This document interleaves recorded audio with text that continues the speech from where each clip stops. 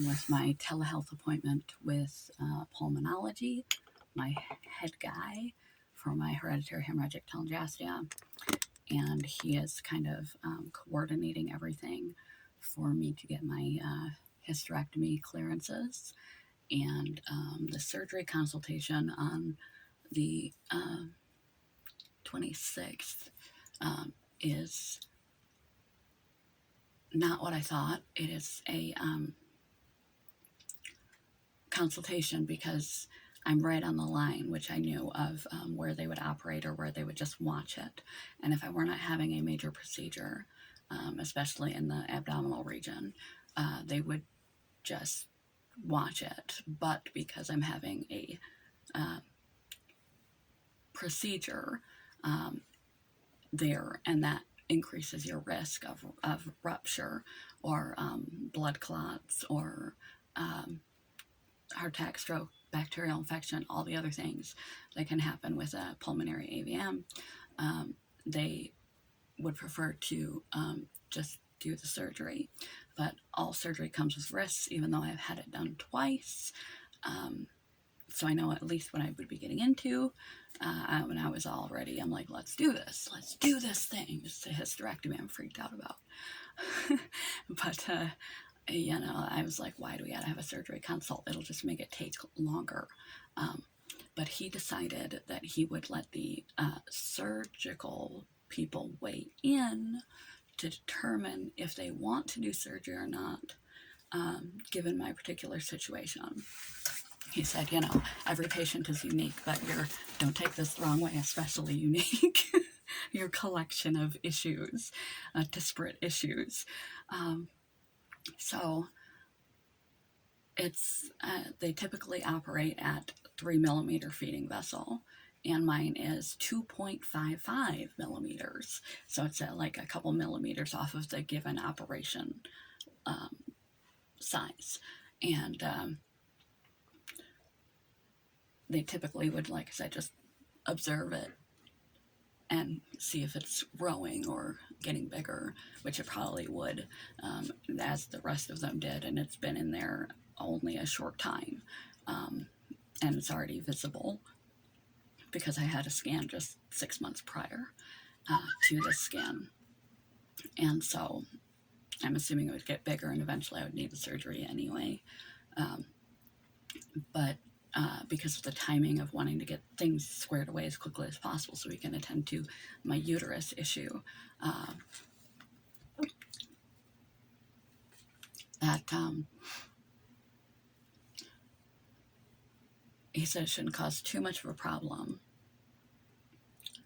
because it won't be an extensive surgery, won't require too much recovery. And so the consultation is actually a consultation because the surgeon's going to know my whole situation. The specialist in doing the surgery knows the risk, benefits, and percentages of issues doing the surgery. Like I said, no surgery is risk-free, and I've done it twice. There's a risk of stroke, scarring, lung damage, puncture of the lung, puncture of the vein, and several other lovely things. I said stroke being one of the worst, but I've had it twice, and everything was okay. So I'm like, we're going to do it. And like I said, I'd probably have to do it eventually anyway. But the surgeon will weigh in whether it is more risky to do.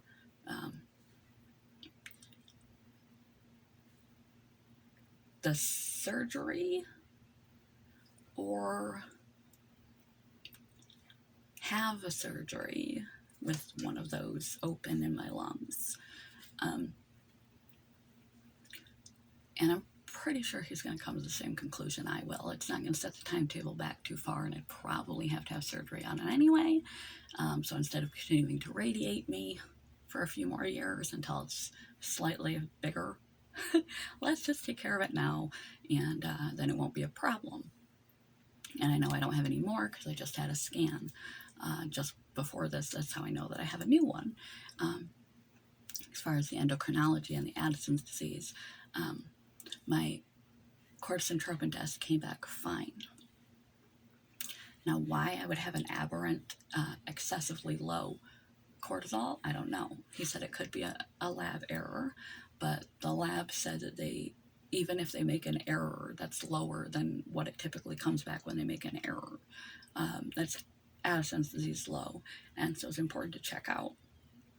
And though it only happened one time, I'm not on enough sufficient steroids for my RA. I only take them periodically and for flares, and I'm not on asthma inhalers or other forms of steroid.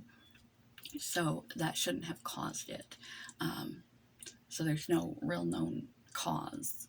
And just because there's still no real known cause, or if it could happen again, they are going to dose me before the surgery the same as they would someone with Addison's, etc., or on excessive prednisone and steroid therapy with cortisol to prepare me for the surgery, just to be on the safe side. Also, we are waiting to hear on from the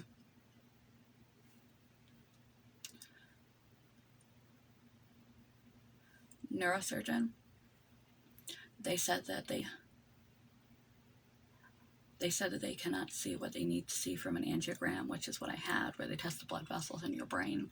What they need to see, they can only see through an MRI. So this weekend, I have another out-of-town appointment to get an MRI, and then they'll review that MRI, and next week I meet with them to determine what their choice is. The radiation therapy shrunk the aneurysms in my brain sufficiently to show that they are going in the right direction and not having the side effect of getting bigger or rupturing or anything. And I haven't had any new psychologic or psychiatric symptoms that I'm aware of. So everything seems to be going fine with radiation.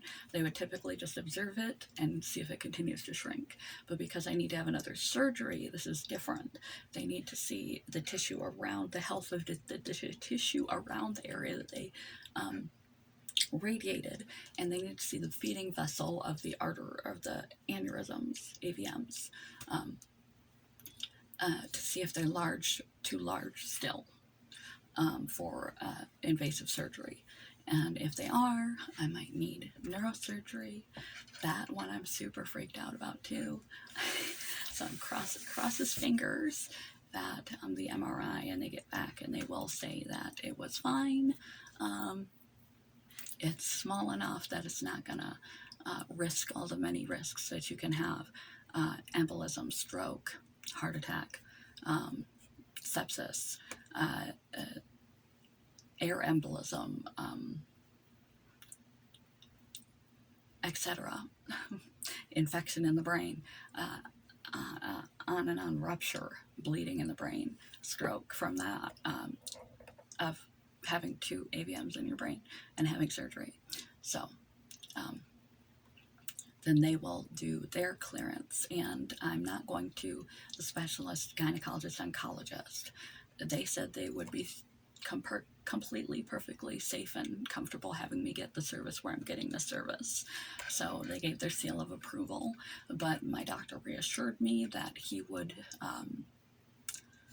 be very, very vocal, be on the cautious side, and make sure to communicate clearly with the oncologist, gynecologist in the area of all their expectations before I go in for surgery, to have the partial and or full hysterectomy. Again, I won't know until I wake up if I have my ovaries and fallopian tubes or not. And they are going to check it for cancer while I'm under, and if it comes back cancer, then they will remove my ovaries and fallopian tubes, and I'll be started on female hormone therapy until I'm 51, if I make it that long, because then I'm fighting the big C word.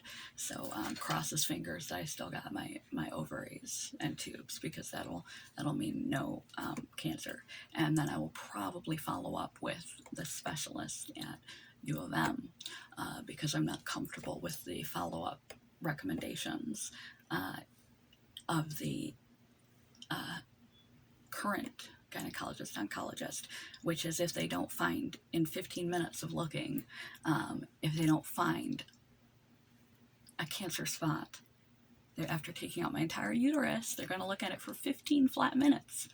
And that's from the time they go, that includes picking it up, getting it to the lab, getting the equipment out, examining it, and then phoning back and getting it back over to the doctor who's doing surgery on me. 15 minutes. So maybe they're going to look at it for 10 and determine if it's cancer or not.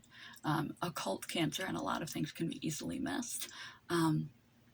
Doing it that way. So there's no PET scan, there's no follow-up, there's no anything regarding making sure that I don't have cancer after that, or that cancer hasn't spread and they just didn't catch it.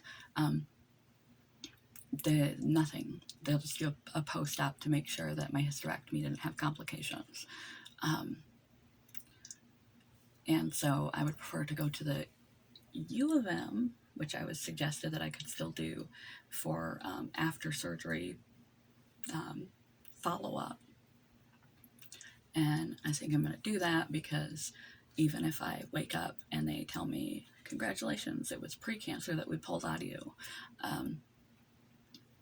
I still want a follow-up to make sure that it hasn't spread. Preferably a PET scan would be ideal in a few months because I told the surgeon initially, just take it all out. Just take it all out. If it's going to prevent cancer, just get rid of all of it. But he wouldn't. He wouldn't do it because I'm too young to go into menopause and be on hormone therapy that long. So his recommendation was to do a partial, look it over while he's in there, and then decide if the rest needs to come out or not. And I'm like, it's my body. It'll cure cancer. Prevent cancer. Just take the whole lot. But it was like, not an acceptable option. So I want to continue to follow up on the parts that are left in there.